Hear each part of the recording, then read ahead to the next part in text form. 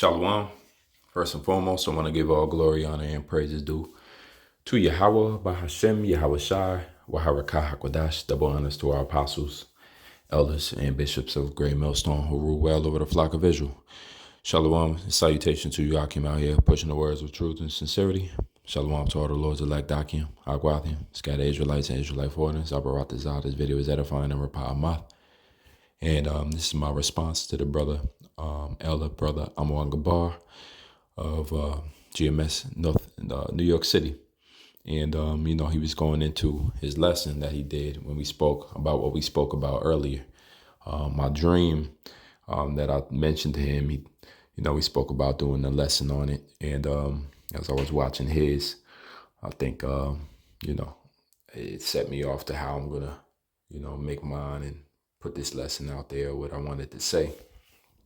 Either way, everything's lined up as far as precepts and what to bring out. But, I'm just going to play a clip of what the elder brother here said concerning my dream, and then I'll get right into it. Blowing the trumpet in Zion and sounding that alarm in the Lord's holy mountain. You know how the scriptures go. But, this video real quick. I'm going to try to make this quick. I ain't going to speak too much on it because, the brother going to speak for himself. But I was talking to the elder brother Rapat Math, out there in Birmingham, Alabama, formerly, of the New York main camp. He had hit me up this morning. I had missed his call, but I ended up calling him back later on after I was finished doing what I was doing. But pretty much, he hit me up and told me about this dream he had. So that's when I was like, all right, I'm gonna call you back, bro. Hit him up, chopping it up for a minute. So the brother went into the dream. And after he finished telling me the dream, I'm like, brother, put that on wax ASAP. Do a video on that ASAP, brother, just so I could, do a land back off of it or something. You know what I mean? I ain't gonna say too much about it, but pretty much the brother seen this world as we know it conforming to this NWO society. You know what I'm saying? He's seen like I said, I'm gonna let him speak for himself. He even sent the voice recording. So, without further ado, I'll go ahead and play that voice recording that when I woke up early in the morning, I made just so that I wouldn't forget the dream. Y'all familiar with dreams. If you don't write it down or if you don't repeat it back in your head or record it, it's going to go to the abyss, forever to be forgotten. So here goes a dream that I recorded right when I woke up, and I'll play that now. So the vision is that in the dream I had last night that I just woke up from is that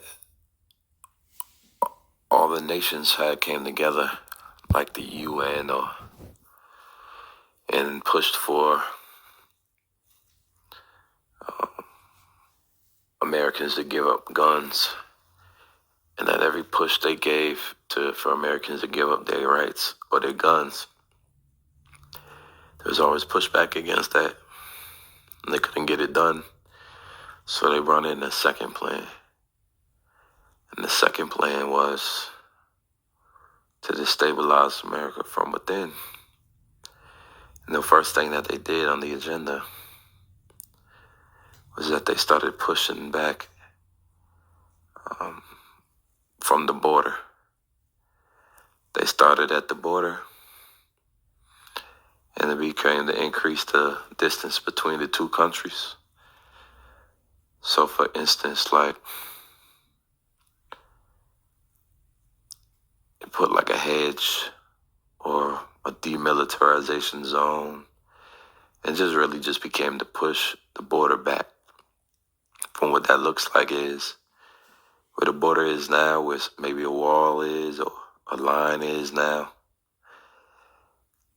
They would push it back into America.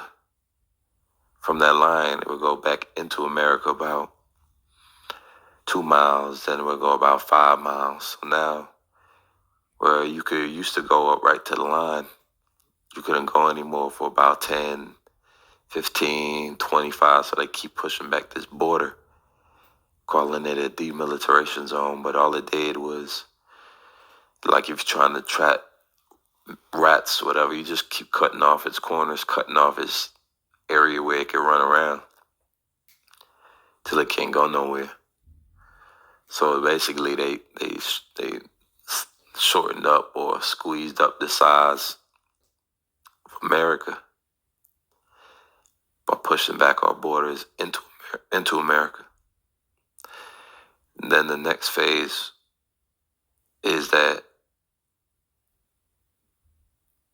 they have people turn on each other, austerity, but ultimately they're going to change the money system. And the money system, it involves the CBDC and digital. So without the old barter system and without being able to leave the country, and every man fending for himself for the most part, America's got their guns, but because the system is changing up and switching up, it became like a war zone. And now the international community has to be more called in because they're keeping it like a war zone where a lot of people is robbing, stealing. You shall desire to go into a city and cannot. Love of many shall wax cold because they planned to first take the guns and that was unsuccessful. So this is pretty much the only option they had left, was to have everybody turn on each other, create a panic or chaos situation, and then have them so that they're trapped because they can't escape through the border anymore. And then, I never got to the end of the dream. I pretty much woke up. I guess I got excited in the dream. That just woke me up. So I brought this out. Was edifying. Shalom. Now, what I mentioned, and shout out to the brother Gabar for the video. Now, what I mentioned, what was happening, was basically the nations had came together, and the nations had start to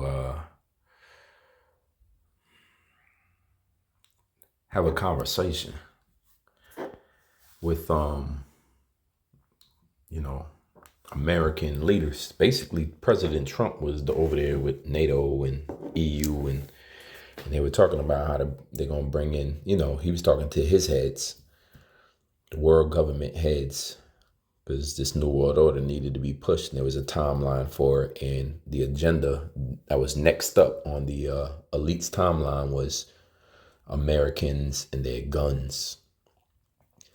And in the dream, I'm seeing Trump having this conversation pretty much about, they're not going to give up their guns, kind of like defending the Second Amendment and, basically saying they're not going to give up their guns and there's no point in trying to ask them or whatever. So it's on the agenda at that point in time about how do you get these Americans away from their guns, and the conversation transferred over to, what basically a siege is, what we know today as a siege. But the word also is a parlay. You see, I'm looking it up. Parlay. It says it's a formal conference or discussion, especially between opposing sides during a conflict or dispute, to negotiate terms and end hostilities and discuss surrender. So ultimately, Trump was having to discuss the surrendering of America, and the way in which the elites want America surrendered over is by them surrendering their guns. And as we all know, America is well armed. I mean, it's no coincidence that, this dream is all about America surrendering in the steps that it would take for America to become unarmed. Let's see, American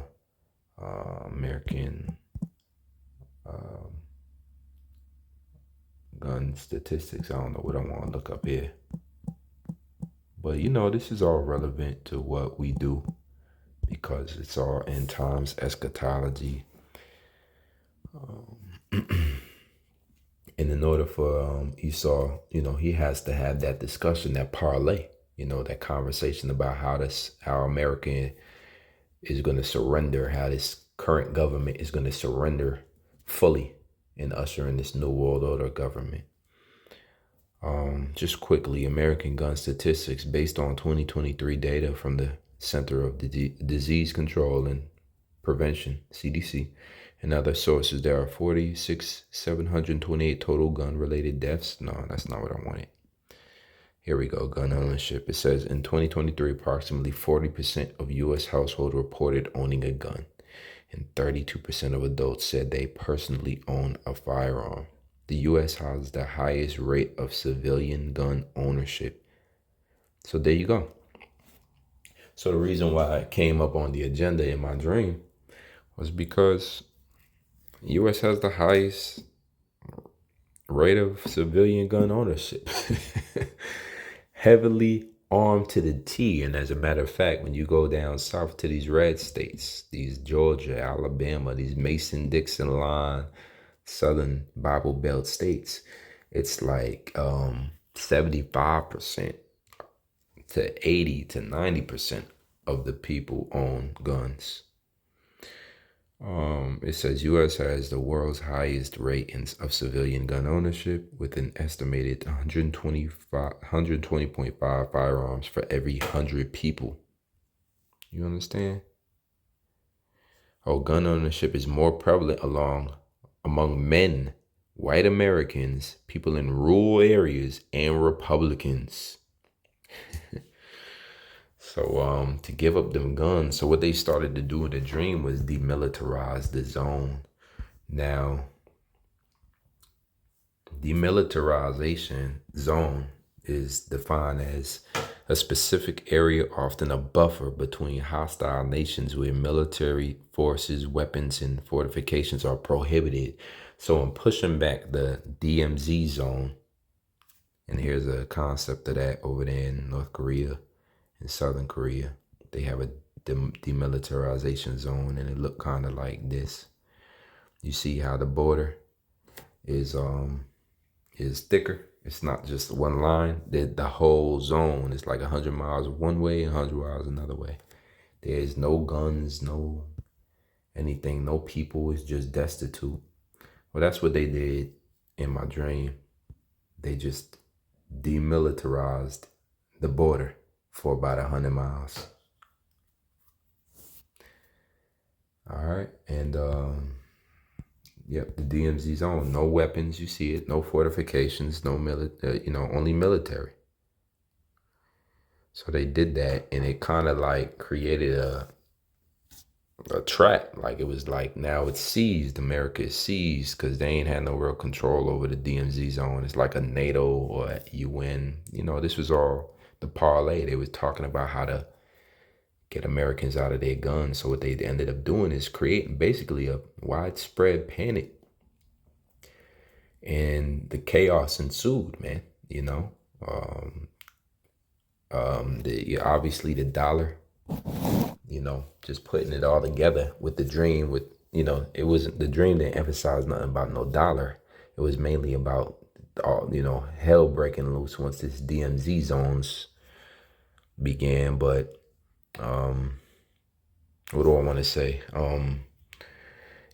People, it was chaos. It started, because you couldn't just leave the border, you couldn't travel freely. It started to become a tight squeeze again. The entire time, this was just a method to get Americans out of their guns. It was all because of the guns. It was all because of, this is a heavily armed society. And I believe there's quotes on that. Me and the brother briefly was speaking about the quotes about that on heavily armed societies. Let's see if I can find any, because that's the major threat to the establishment of the New World Order. They don't want you heavily armed. You kidding? But America is a threat. It's a problem because it can't be just easily taken over by a military. It's a military in itself, the civilian military, heavily armed population. Let's see. And this is what the Second Amendment was all about. Trying to prevent tyranny. Let's see. Prominent quotes on a heavily armed population reflect a range of perspectives from seeing it as a necessary defense against tyranny and crime to a source of danger and violence.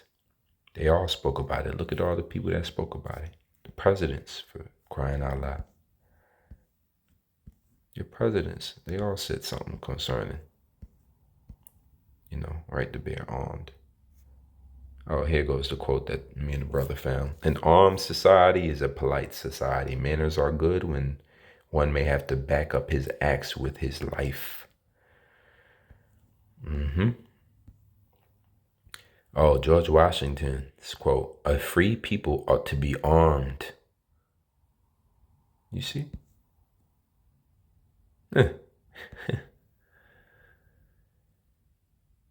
Thomas Jefferson, no free man shall ever be debarred the use of arms.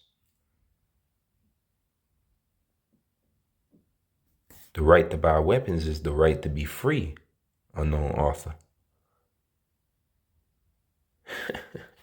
If worms had machine guns, the birds wouldn't be scared of them. If worms had machine guns, then birds wouldn't be scared of them. Anyways, as you can see, man. Oh, some Christian Slater, better to have a gun and not need it than to need a gun and not have it. So it's pretty simple, man. This is a pro.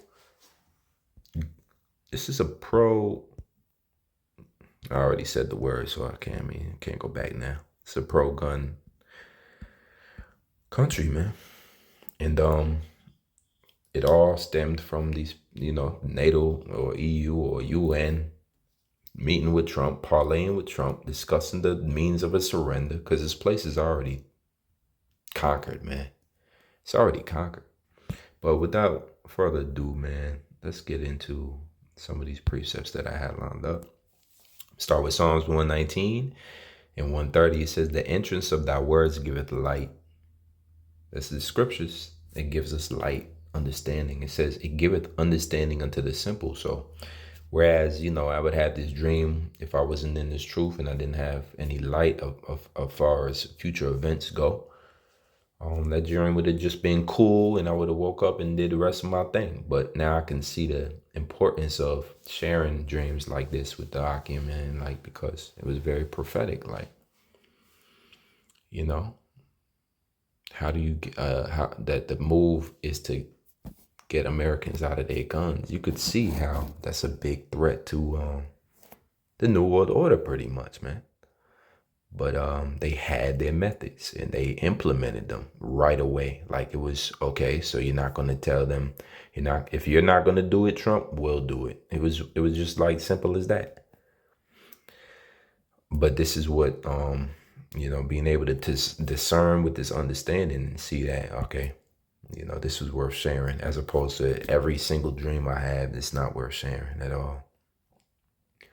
This is just a proof that there's parlaying between opposite people. When you've conquered a nation, you just begin to have that parlay. You have that discussion of the terms of surrender. And it happened during the time of Benjamin. Remember when Benjamin almost became no tribe and they needed to survive? We was down to, 300? I forget how many Benjaminites was left.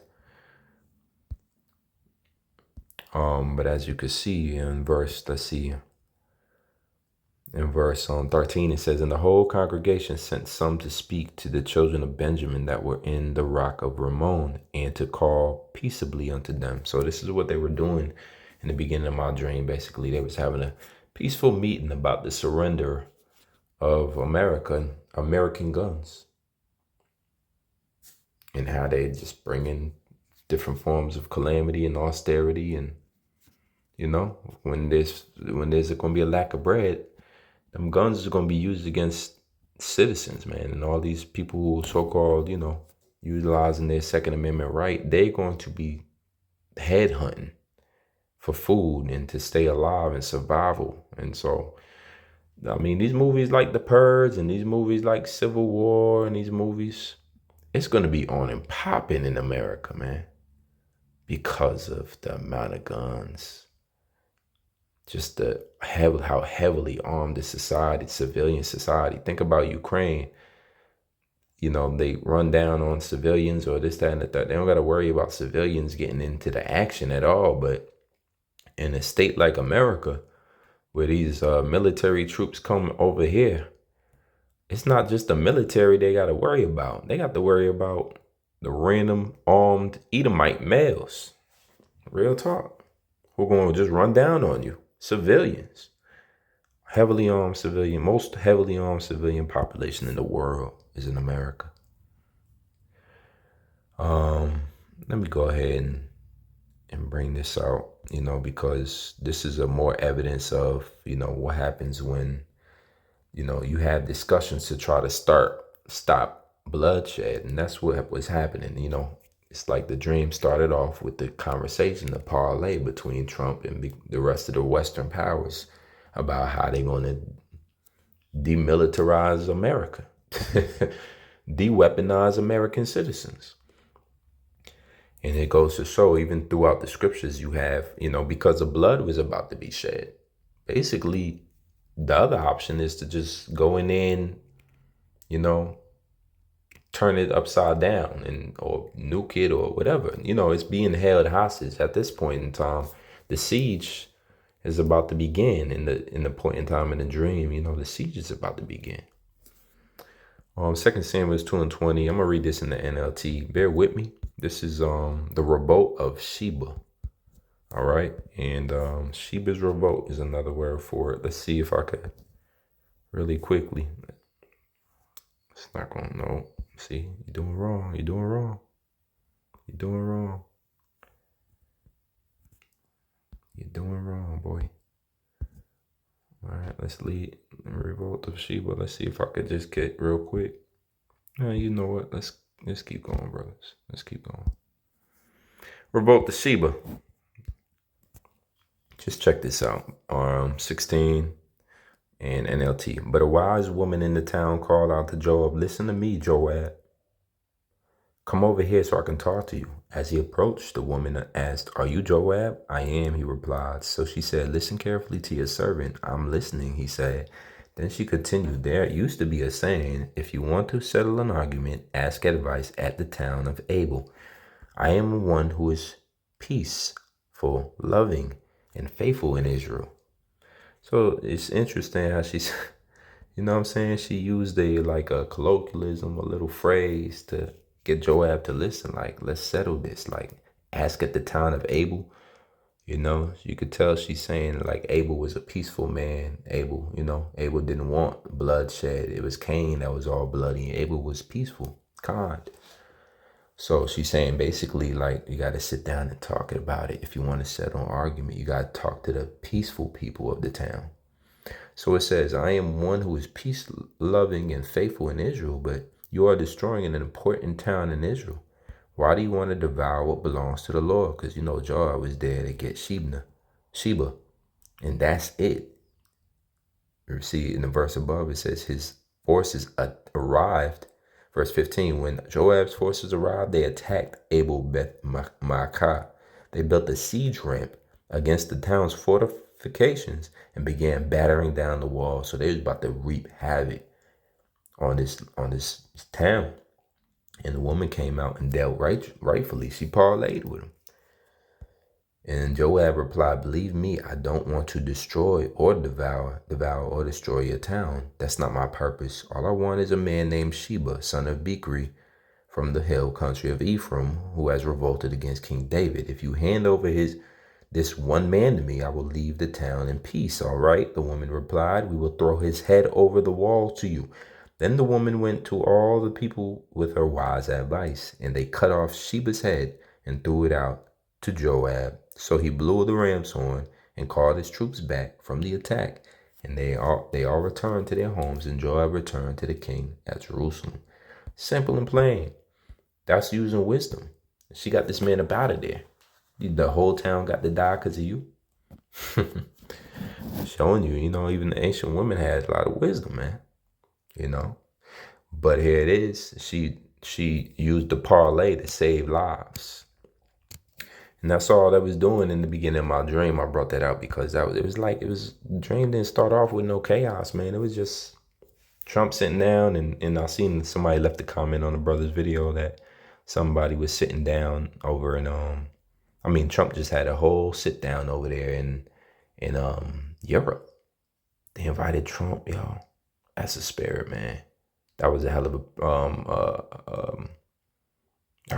a what you call it, point that was made by that brother, whoever you are. You left it on Zaquan's channel. They just had a dinner, some great grand dinner. They even played the Darth Vader theme song, and Trump was invited to the dinner. It's all like the heads of business and affairs and the CEOs and the techs and the leaders of the free world, so to speak. And that's what it was like in the dream. They was just talking about how to de-arm America. And Trump was just kind of like trying to stick up for America, or basically saying that's all right, so blah, blah, blah, whatever. Whereas they were like, okay, so if you can't do it, we'll do it. And he had to comply. Like, he didn't put up a front or a fight or anything. He was just like, I don't think it's going to work. That's as much fight he put up. The rest of them was just like, well, we'll have to take it into our own hands. And then became the DMZ zone. That was the next move. We got to move in on Americans. We'll just cause different scenarios to happen where they think that, maybe it's an immigration, or, Mexico's a threat now, or cartels, or this, that. We're just going to confuse them, bombard them with misinformation. And then simply just come in slowly and cause enough chaos that they'll start killing themselves, and eventually we'll just have to come in and save them from themselves. And that's how we'll get their guns. New World Order going to come about one way or another. That's what Esau say. This is Job 7:13. When I say, my bed shall comfort me, my couch shall ease my complaint, then thou scarest me with dreams and terrifies me through visions. So, of course, this was a wild dream that I had, and that's pretty much sums it all up. I don't want to keep going on and on about it. I brought this out. It was edifying. Until next time. Shalom.